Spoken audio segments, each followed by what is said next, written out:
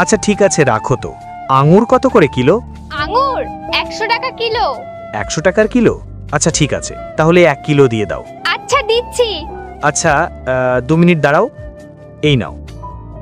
Sir sir sir, আপনি তো বাকি টাকাটা নিয়েই গেলেন না। দিদি আপেল কত টাকা কিলো? আপেল আপেল আপনার জন্য 200 টাকা কিলো। আচ্ছা ঠিক আছে 2 কিলো দাও। এই নাও। আচ্ছা ঠিক আছে, এটা 1 কেজি দাও। কেন, কি হয়েছে? দিদি আমার কাছে না 100 টাকা আছে। কোনো ব্যাপার না, আপনি আমাকে কাল বাকি টাকাটা দিয়ে দেবেন। দিদি আপনি একদম চিন্তা করবেন না, বাকি টাকাটা আমি কালকে এসে দিয়ে যাব।